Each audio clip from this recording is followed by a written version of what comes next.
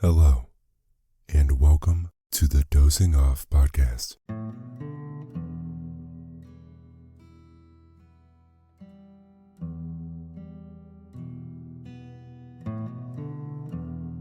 I'm your host and narrator, Lance Lewis, and this is a podcast where I read you to sleep.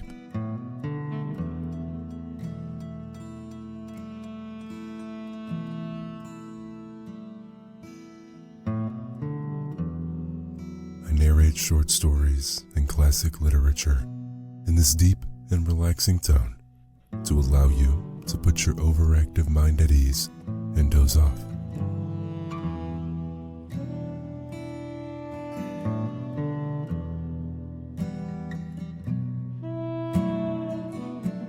For tonight's story, I really wanted to get away from the folk tales and fairy tales as of late, so I stumbled across The Hanging Stranger by Phillip K. Dick.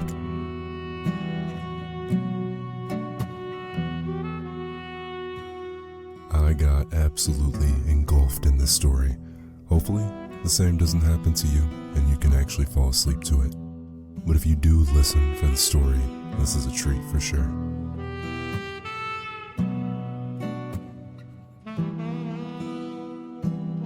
Whether this is your first time hearing Dozing Off or you're an avid listener, I appreciate your support immensely and thank you for being a part of the community. And here we go.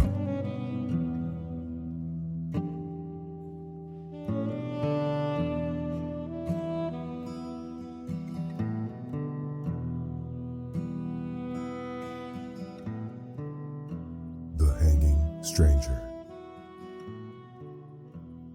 At 5 o'clock, Ed Loyce washed up, tossed on his hat and coat, got his car out, and headed across town to his TV sales store. He was tired. His back and shoulders ached from digging dirt out of the basement and wheeling it to the backyard. But for a 40-year-old man, he had done okay. Janet could get a new vase with the money he had saved, and he liked the idea of repairing the foundations himself. It was getting dark. The setting sun cast long rays over the scurrying commuters. Tired and grim-faced, women loaded down with bundles and packages, students swarming home from the university, mixing with clerks and businessmen and drab secretaries. He stopped his Packard for a red light and then started it up again. The store had been open without him. He'd arrived just in time to spell the help for dinner, go over the records of the day, maybe even close a couple of sales himself. He drove slowly past the small square of green in the center of the street, the town park. There were no parking places in front of Loyce TV Sales and Service. He cursed under his breath and swung the car in a U-turn. Again, he passed the little square of green with its lonely drinking fountain and bench and single lamppost. From the lamppost something was hanging, a shapeless dark bundle, swinging a little with the wind, like a dummy of some sort. Loyce rolled down his window and peered out. What the hell was it? A display of some kind? Sometimes the Chamber of Commerce put up displays in the square. Again, he made a U-turn and brought his car around. He passed the park and concentrated on the dark bundle. It wasn't a dummy. And if it was a display, it was a strange kind. The hackles on his neck rose and he swallowed uneasily. Sweat slid out on his face and hands. It was a body, a human body. Look at it, Loyce snapped. Come on out here. Don Ferguson came slowly out the store, buttoning his pinstripe coat with dignity. This is a big deal, Ed.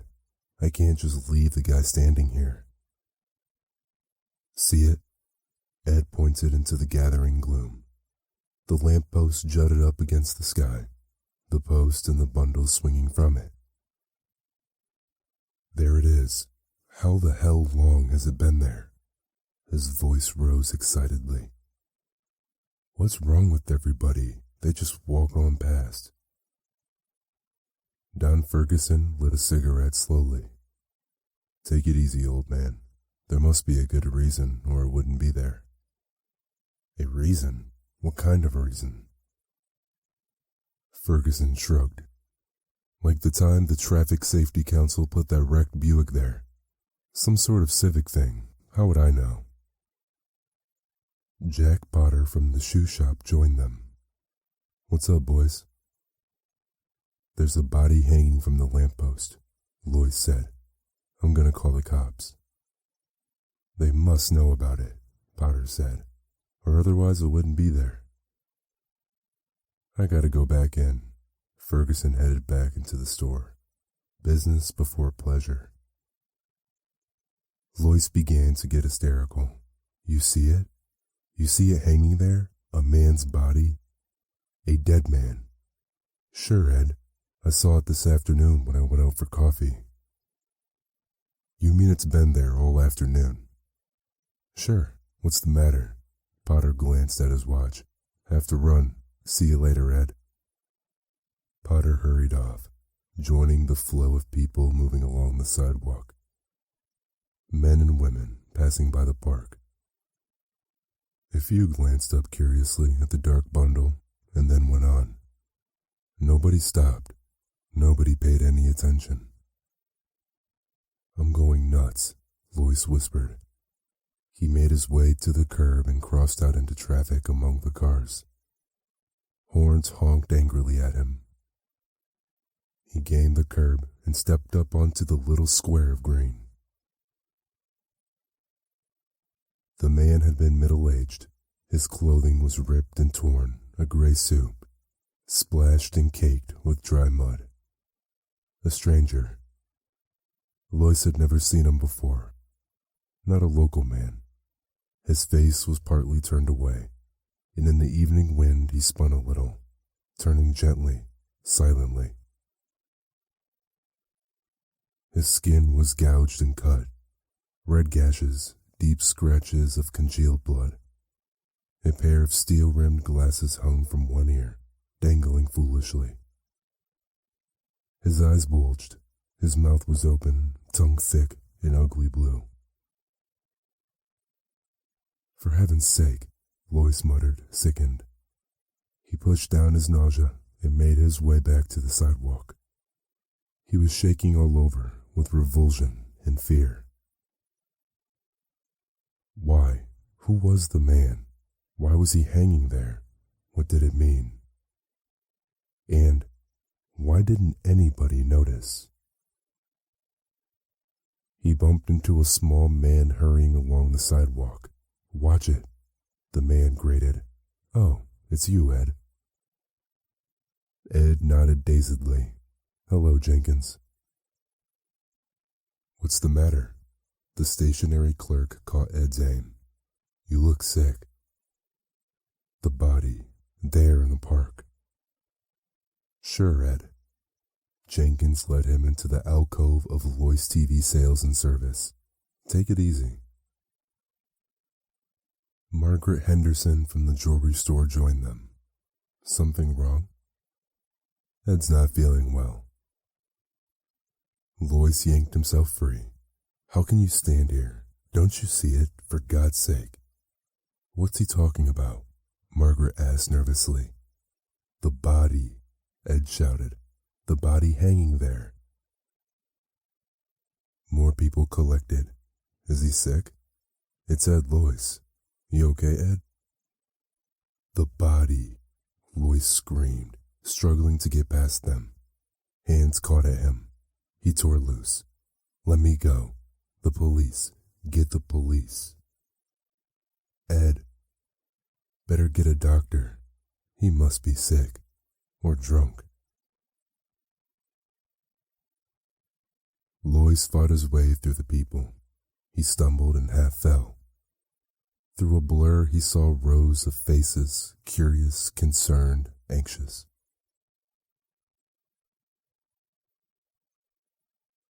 men and women halting to see what the disturbance was. He fought past them towards his store. He could see Ferguson inside talking to a man, showing him an Emerson TV set. Pete Foley in the back of the service counter, setting up a new Philco. Lois shouted at them frantically. His voice was lost in the roar of traffic and the murmuring around him. "Do something," he screamed. "Don't stand there. Do something. Something's wrong. Something's happened. Things are going on." The crowd melted respectfully for the two heavy-set cops moving efficiently toward Lois. "Name?" the cop with the notebook murmured. "Lois." He mopped his forehead wearily. "Edward C. Lois. Listen to me. Back there. Address," the cop demanded. The police car moved swiftly through traffic, shooting among the cars and buses. Lois sagged against the seat, exhausted and confused. He took a deep, shuddering breath. 1368 Hurst Road. "That's here in Pikeville?" "That's right." Lois pulled himself up with a violent effort. "Listen to me. Back there, in the square, hanging from the lamppost. Where were you today?" The cop behind the wheel demanded. "Where?" Lois echoed. "You weren't in your shop, were you?" "No." He shook his head. "No, I was home, down in the basement." "In the basement?" "Digging. A new foundation. Getting out the dirt to pour a cement frame." "Why? What has that to do with... Was anybody else down there with you?" "No. My wife was downtown. My kids were at school." Lois looked from one heavy-set cop to the other. Hope flickered across his face. Wild hope. "You mean because I was down there I missed the explanation? I didn't get in on it? Like everybody else?" After a pause, the cop with the notebook said, "That's right. You missed the explanation." "Then it's official. The body, it's supposed to be hanging there?" "It's supposed to be hanging there, for everybody to see." Ed Lois grinned weakly. "Good Lord, I guess I sorta went off the deep end. I thought maybe something had happened. You know, something like the Ku Klux Klan, some kind of violence, communists or fascists taking over." He wiped his face with his breast pocket handkerchief, his hands shaking. "I'm glad to know it's on the level." It's on the level. The police car was getting near the Hall of Justice. The sun had set. The streets were gloomy and dark. The lights had not yet come on. "I feel better," Lois said. "I was pretty excited there for a minute. I guess I got all stirred up. Now that I understand, there's no need to take me in, is there?" The two cops said nothing. "I should be back at my store. The boys haven't had dinner. I'm all right now. No more trouble. Is there any need of... This won't take long." The cop behind the wheel interrupted. "A short process, only a few minutes." "I hope it's short," Lois muttered. The car slowed down for a stoplight. "I guess it sort of disturbed the peace. Funny, getting excited like that, and..." Lois yanked the door open. He sprawled out into the street and rolled to his feet. Cars were moving all around him, gaining speed as the light changed. Lois leaped onto the curb and raced among the people, burrowing into the swarming crowds. Behind him he heard sounds, snouts, and people running. They weren't cops. He had realized that right away. He knew every cop in Pikeville. A man couldn't own a store, operate a business in a small town for 25 years without getting to know all the cops. They weren't cops, and there hadn't been any explanation. Potter, Ferguson, Jenkins, none of them knew why it was there. They didn't know and they didn't care. That was the strange part. Lois ducked into the hardware store. He raced towards the back, past the startled clerks and customers, into the shipping room and through the back door. He tripped over a garbage can and ran up a flight of concrete steps. He climbed over a fence and jumped down on the other side, gasping and panting. There was no sound behind him. He had got away. He was at the entrance of an alley, dark and strewn with boards and ruined boxes and tires. He could see the street at the far end. A street light wavered and came on. Men and women, stores, neon signs, cars. And to his right, the police station. He was close, terribly close. Past the loading platform of a grocery store rose the white concrete side of the Hall of Justice. Barred windows, the police antenna, a great concrete wall rising up in the darkness. A bad place for him to be near. He was too close. He had to keep moving, get farther away from them. Them. Lloyd moved cautiously down the alley. Beyond the police station was the city hall, the old-fashioned yellow structure of wood and gilded brass and broad cement steps. He could see the endless rows of offices, dark windows, the cedars and beds of flowers on each side of the entrance. And something else. Above the city hall was a patch of darkness, a cone of gloom denser than the surrounding night. A prism of black that spread out and was lost into the sky. He listened. Good God, he could hear something. Something that made him struggle frantically to close his ears, his mind, to shut out the sound. A buzzing, a distant muted hum like a great swarm of bees. Lois gazed up, rigid with horror. The splotch of darkness hanging over the city hall. Darkness so thick it seemed almost solid. In the vortex, something moved. Flickering shapes, things descending from the sky, pausing momentarily above the city hall, fluttering over it in a dense swarm, and then dropping silently onto the roof. Shapes, fluttering shapes from the sky, from the crack of darkness that hung above him. He was seeing them. For a long time, Lois watched, crouched behind a sagging fence in a pool of scummy water. They were landing, coming down in groups, landing on the roof of City Hall and disappearing inside. They had wings, like giant insects of some kind. They flew and fluttered and came to rest, and then crawled crab fashion sideways across the roof and into the building. He was sickened and fascinated. Cold night wind blew around him and he shuddered. He was tired, dazed with shock. On the front steps of City Hall were men, standing here and there. Groups of men coming out of the building and halting for a moment before going on. Were there more of them? It didn't seem possible. What he saw descending from the black chasm weren't men. They were alien from some other world, some other dimension. Sliding through this slit, this break in the shell of the universe. Entering through this gap, winged insects from another realm of being.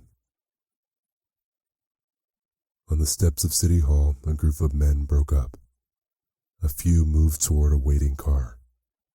One of the remaining shapes started to re-enter the City Hall. It changed its mind and turned to follow the others. Lois closed his eyes in horror. His senses reeled. He hung on tight, clutching at the sagging fence. The shape, the man shape, had abruptly fluttered up and flapped after the others. It flew to the sidewalk and came to rest among them. Pseudo-men, imitation men, insects with ability to disguise themselves as men. Like other insects familiar to Earth, protective coloration, mimicry. Lois pulled himself away. He got slowly to his feet. It was night. The alley was totally dark. But maybe they could see in the dark. Maybe darkness made no difference to them. He left the alley cautiously and moved out onto the street. Men and women flowed past, but not so many now. At the bus stop stood waiting groups. A huge bus lumbered along the street, its lights flashing in the evening gloom. Lois moved forward. He pushed his way among those waiting, and when the bus halted, he boarded it and took a seat in the rear by the door. A moment later, the bus moved into life and rumbled down the street. Lois relaxed a little. He studied the people around him. Dulled, tired faces. People going home from work.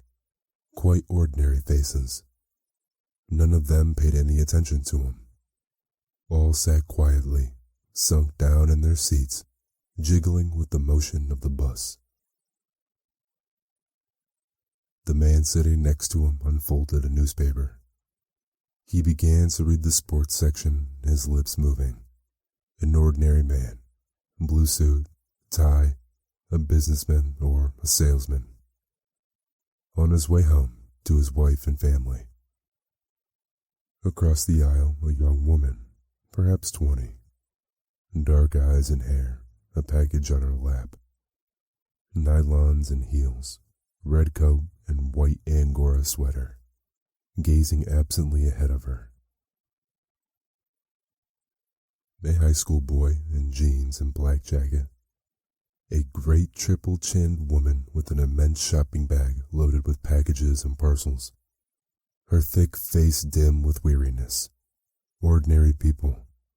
The kind that rode the bus every evening, going home to their families, to dinner. Going home with their minds dead. Controlled.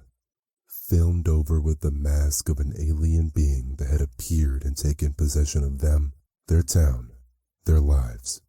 Himself too. Except that he had happened to be deep in his cellar instead of in the store. Somehow he had been overlooked. They had missed him. Their control wasn't perfect, foolproof. Maybe there were others. Hope flickered in Lois. They weren't omnipotent. They had made a mistake, not got control of him. Their net, their field of control had passed over him. He had emerged from his cellar as he had gone down. Apparently their power zone was limited. A few seats down the aisle, a man was watching him. Lois broke off his chain of thought. A slender man with dark hair and a small mustache. Well-dressed, brown suit and shiny shoes. A book between his small hands. He was watching Lois, studying him intently. He turned quickly away. Lois tensed. One of them. Or another they had missed. The man was watching him again. Small dark eyes, alive and clever. Shrewd. A man too shrewd for them, or one of the things itself, an alien insect from beyond. The bus halted. An elderly man got on slowly and dropped his token in the box. He moved down the aisle and took a seat opposite Lois. The elderly man caught the sharp-eyed man's gaze. For a split second, something passed between them. A look rich with meaning. Lois got to his feet. The bus was moving. He ran to the door, one step down into the well. He yanked the emergency door release. The rubber door swung open. "Hey!" the driver shouted, jamming on the brakes. "What the hell?" Lois squirmed through. The bus was slowing down. Houses on all sides, a residential district, lawns and tall apartment buildings. Behind him, the bright-eyed man had leaped up. The elderly man was also on his feet. They were coming after him. Lois leaped. He hit the pavement with terrific force and rolled against the curb. Pain lapped over him. Pain in a vast tide of blackness. Desperately, he fought it off. He struggled to his knees and then slid down again. The bus had stopped. People were getting off. Lois groped around. His fingers closed over something. A rock lying in the gutter. He crawled to his feet, grunting with pain. A shape loomed before him. A man, the bright-eyed man with the book. Lois kicked. The man gasped and fell. Lois brought the rock down. The man screamed and tried to roll away. "Stop! For God's sake, listen!" He struck again, a hideous crunching sound. The man's voice cut off and dissolved in a bubbling wail. Lois scrambled up and back.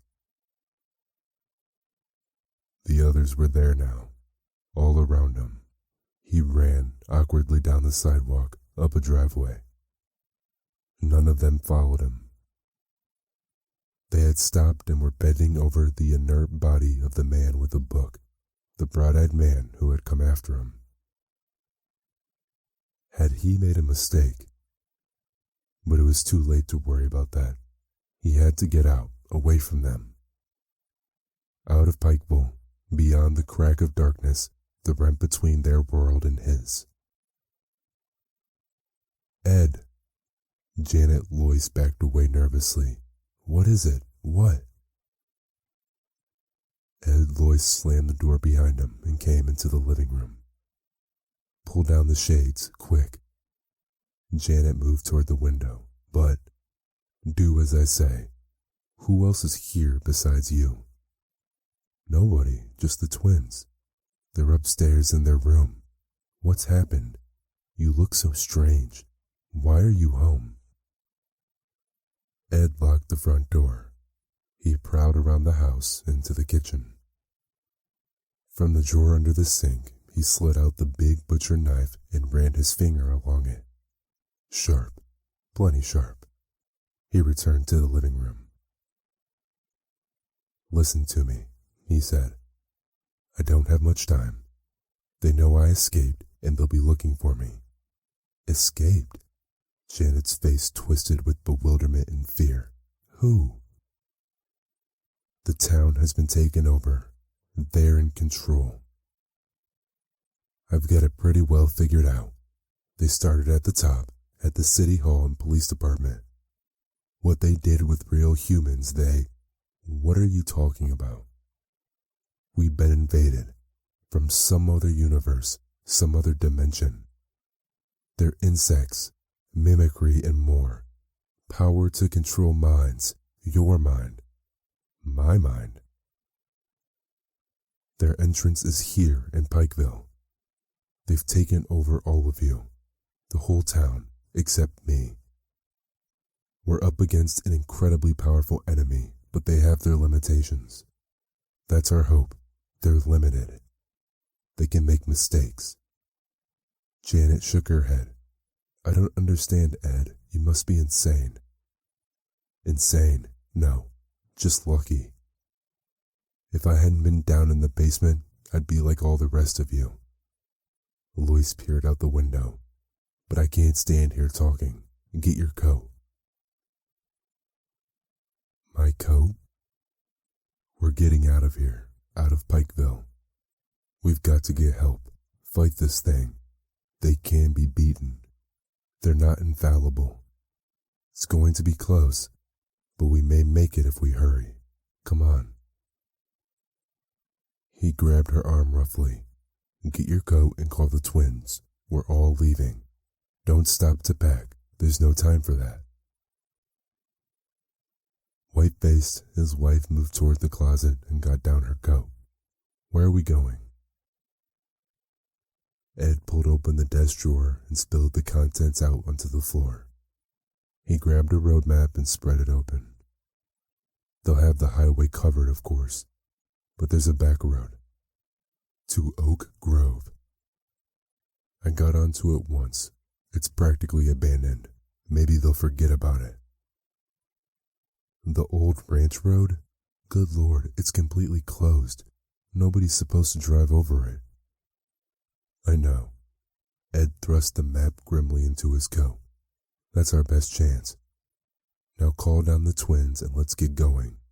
Your car is full of gas, isn't it? Janet was dazed. The Chevy? I had it filled up yesterday afternoon. Janet moved toward the stairs. Ed, call the twins. Ed unlocked the front door and peered out. Nothing stirred. No sign of life. All right so far. Come downstairs, Janet called in a wavering voice. We're going out for a while. Now? Tommy's voice came. Hurry up, Ed barked. Get down here, both of you. Tommy appeared at the top of the stairs. I was doing my homework. We're starting fractions. Miss Parker says if we don't get this done, you can forget about fractions. Ed grabbed his son as he came down the stairs and propelled him toward the door. Where's Jim? He's coming.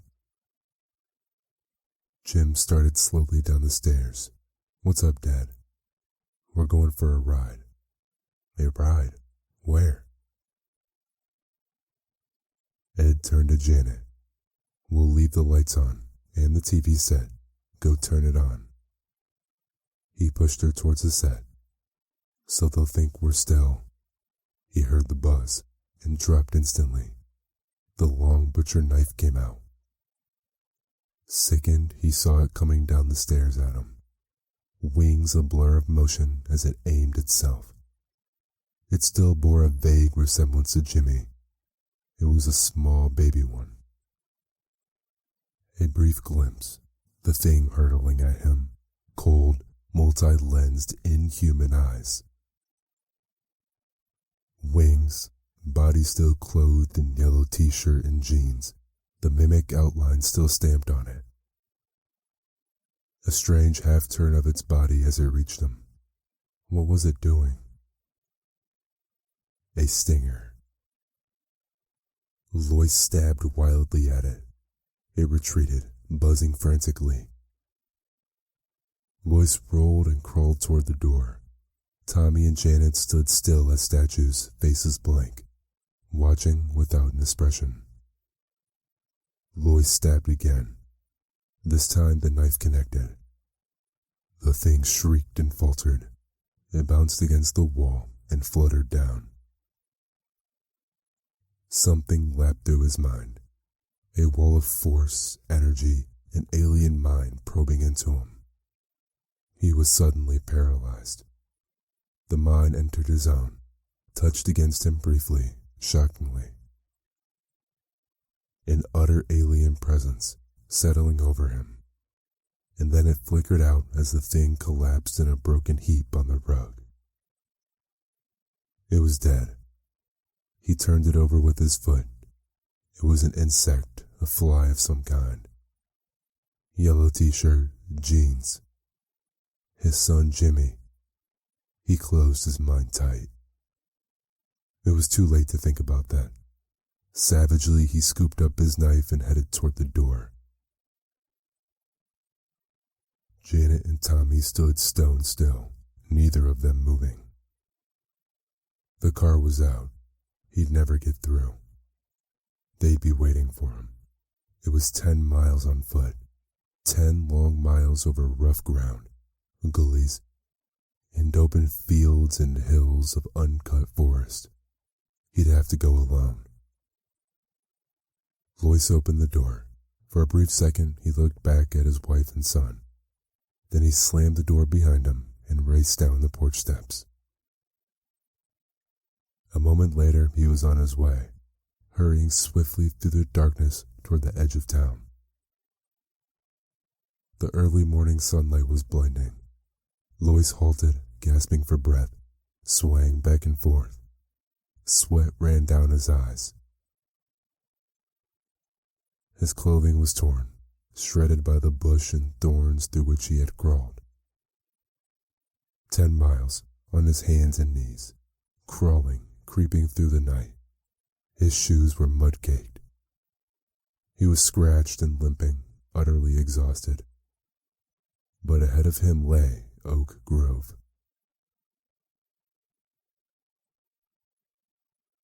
He took a deep breath and started down the hill. Twice he stumbled and fell, picking himself up and trudging on. His ears rang. Everything receded and wavered. But he was there. He had got out, away from Pikeville. A farmer in a field gaped at him. From a house, a young woman watched in wonder. Lois reached the road and turned onto it. Ahead of him was a gasoline station and a drive-in. A couple of trucks, some chickens pecking at the dirt, a dog tied with a string. The white-clad attendant watched him suspiciously as he dragged himself up to the station. Thank God. He caught hold of the wall. I didn't think I was going to make it. They followed me most of the way. I could hear them buzzing and flitting around behind me. What happened? The attendant demanded. You in a wreck? A holdup? Lois shook his head wearily.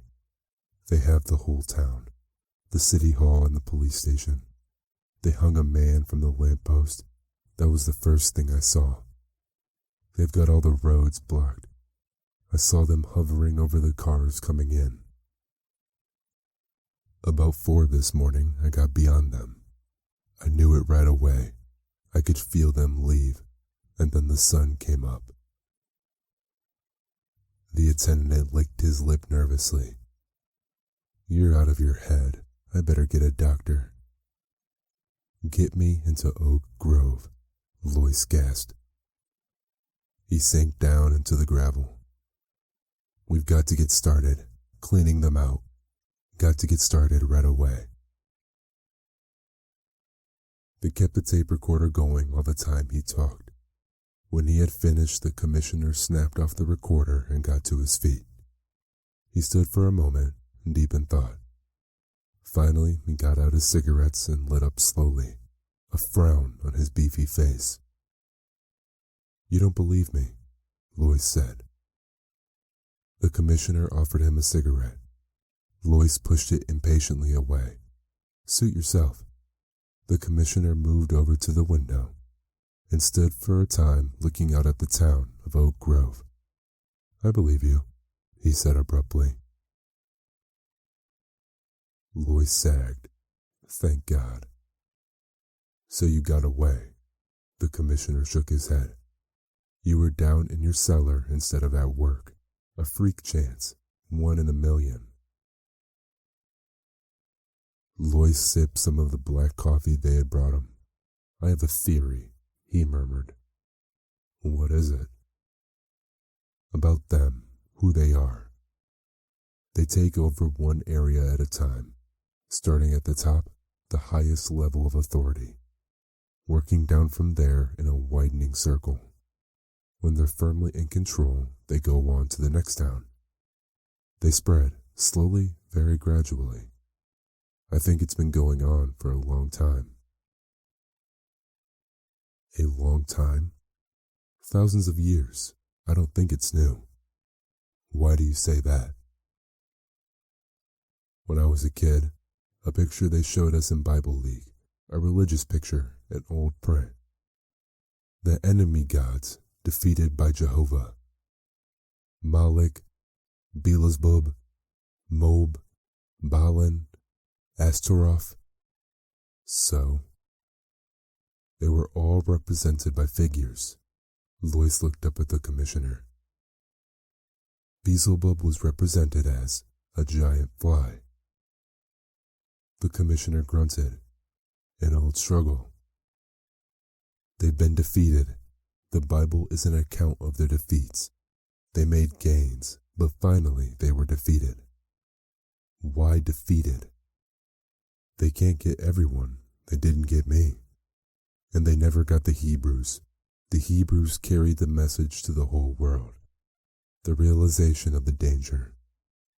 The two men on the bus, I think they understood, had escaped like I did. He clenched his fists. I killed one of them. I made a mistake. I was afraid to take a chance. The commissioner nodded. Yes, they undoubtedly had escaped as you did. Freak accidents. But the rest of the town was firmly in control. He turned from the window. Well, Mr. Lois, you seem to have figured everything out. Not everything. The hanging man. Dead man hanging from the lamppost. I don't understand that. Why? Why did they deliberately hang him there? That would seem simple.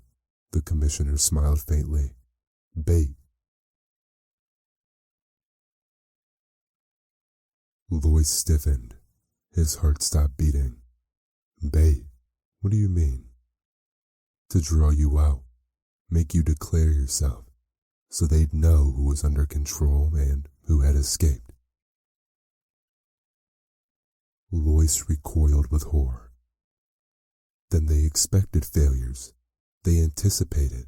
He broke off. They were ready for a trap. And you showed yourself. You reacted. You made yourself known. The commissioner abruptly moved toward the door. Come along, Lois. There's a lot to do. We must get moving. There's no time to waste. Lois started slowly to his feet, numbed. And the man. Who was the man? I never saw him before. He wasn't a local man. He was a stranger, all muddy and dirty, his face cut, slashed. There was a strange look on the commissioner's face as he answered. Maybe, he said softly. You'll understand that too. Come along with me, Mr. Lois. He held the door open, his eyes gleaming. Lois caught a glimpse of the street in front of the police station.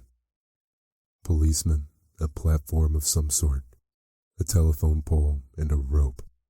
Right this way, the commissioner said, smiling coldly. As the sun set, the vice president of Oak Grove Merchants Bank came out to the vault, threw the heavy time locks, put on his hat and coat, and hurried outside onto the sidewalk.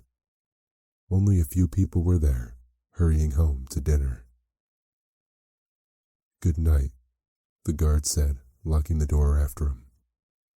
Good night, Clarence Mason murmured. He started along the street toward his car. He was tired. He had been working all day in the vault, examining the layout of the safety deposit boxes to see if there was room for another tier. He was glad to be finished. At the corner he halted. The street lights had not yet come on. The street was dim. Everything was vague. He looked around and froze. From the telephone pole in front of the police station, something large and shapeless hung. It moved a little with the wind. What the hell was it? Mason approached it warily. He wanted to get home. He was tired and hungry. He thought of his wife, his kids, a hot meal on the dinner table. But there was something about the dark bundle, something ominous and ugly. The light was bad. He couldn't tell what it was. Yet it drew him on, made him come closer for a better look. The shapeless thing made him uneasy. He was frightened by it, frightened and fascinated. And the strange part was that nobody else seemed to notice.